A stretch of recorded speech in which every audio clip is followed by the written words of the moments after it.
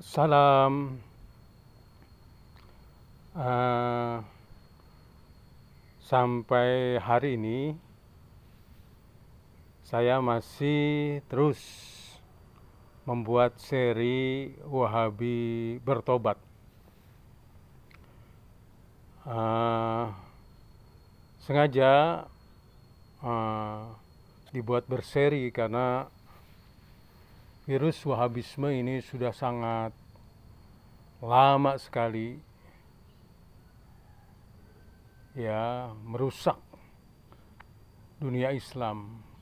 Kalau dilihat dari kelahirannya sudah 200 tahun.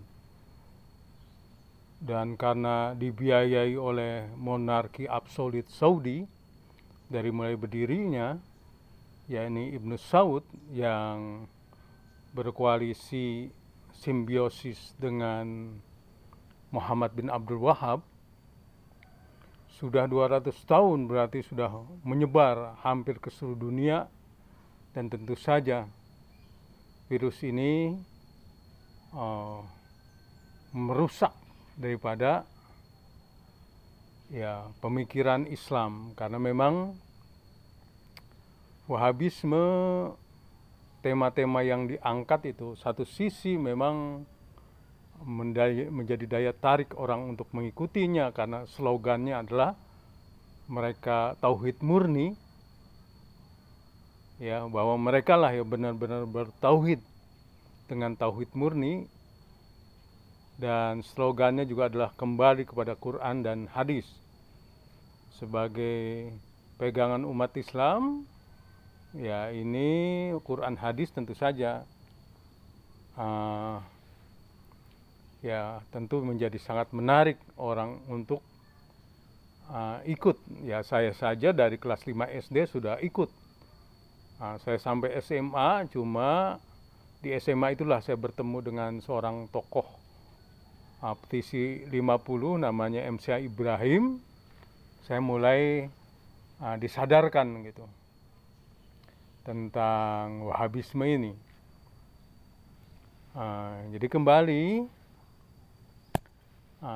daya rusaknya luar biasa selama 200 tahun di negeri-negeri Islam, termasuk juga ke negeri kita yang sekarang sudah mulai banyak orang sadar dan ikut menyadarkan orang lain. Tapi tentu saja mereka masih berkeliaran karena memang tadi itu ada hal-hal yang menarik, terutama di kalangan terpelajar yang tidak ada basic agama.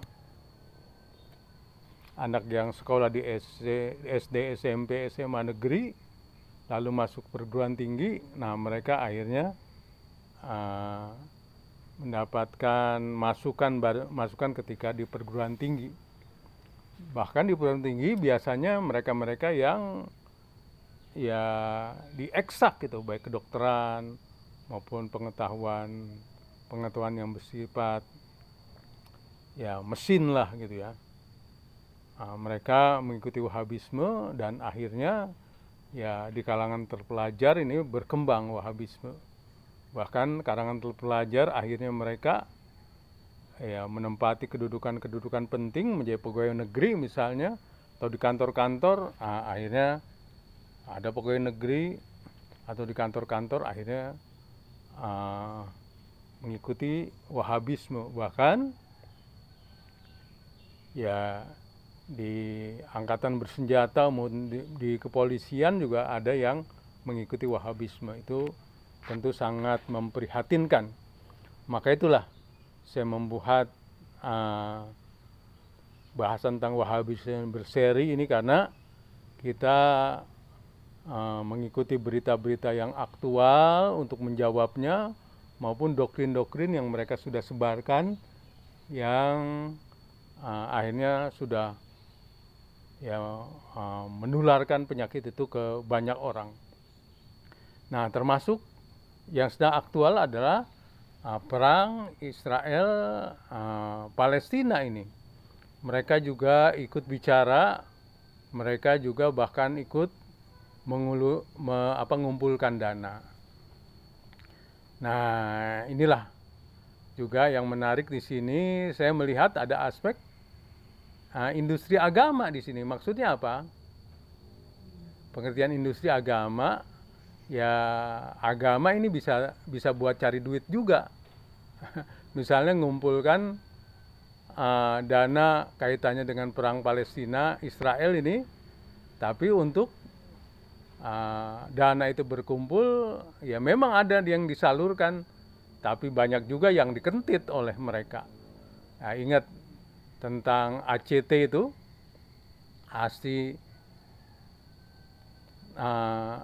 Cepat Tanggap, yang akhirnya masuk pengadilan dan sudah dihukum direkturnya, dan kita melihat bagaimana uang yang seharusnya dikumpulkan untuk membantu orang-orang miskin, uang yang banyak itu dikumpulkan untuk ya direktur atau pengurusnya, bahkan mereka hidup bermewah-mewah, ya miliaran uang yang mereka makan, mereka beli mobil-mobil yang bagus, ya yang disalurkan memang ada, tapi tadi itu menjadi industri agama.